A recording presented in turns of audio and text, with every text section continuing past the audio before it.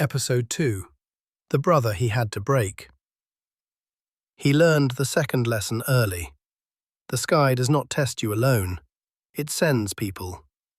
The boy did not survive by strength. He survived by choosing who stood beside him.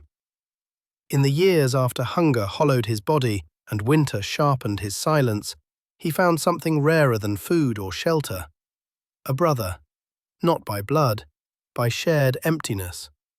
They ran together across the steppe, slept beneath the same indifferent stars, stole warmth from the same dying fires. When the world turned its back on them, they learned to face it side by side. Trust at first felt like relief. That was the danger. As the boy grew, others gathered, not because he promised safety, but because he offered something more honest. Belonging without illusion. He did not ask for loyalty lightly. He demanded it completely. And the brother stood closest of all, laughing when others doubted, speaking when others stayed silent, sharing victories that still felt small but inevitable. For a time it worked. For a time the sky watched without comment. But the steppe is wide, and ambition travels faster than gratitude. Whispers began where fires burned low. Questions disguised as concern, doubts shaped like caution.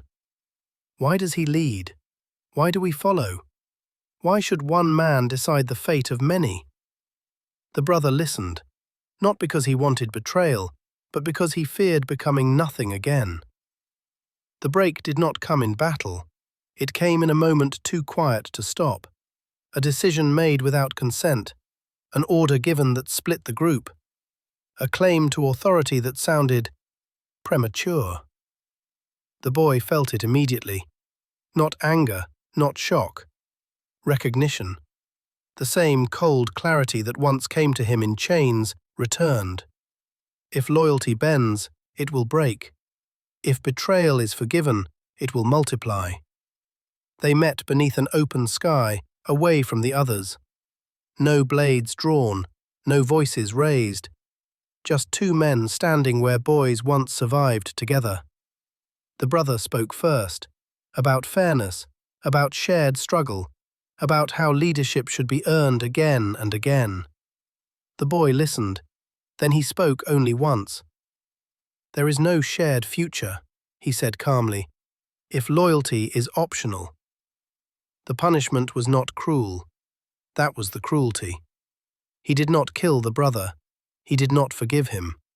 He cast him out, alone, back into the land that had nearly erased them both. Exile was the sentence the steppe understood best.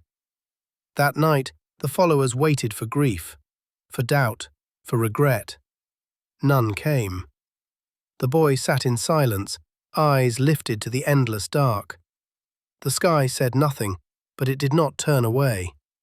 From that moment on, his law became unspoken but absolute. Loyalty was no longer a bond. It was a weapon. Those who swore it would be raised higher than blood. Those who broke it would vanish without ceremony. The tribes would one day call this cruelty, but cruelty implies excess. This was necessity. Far away, a lone figure walked beneath the same stars, learning too late that betrayal does not always bring power. Sometimes it only teaches others how to rule. The sky did not intervene, because the boy had passed another test. And what it was forging now no longer needed brothers, only followers, only law, only time. To be continued.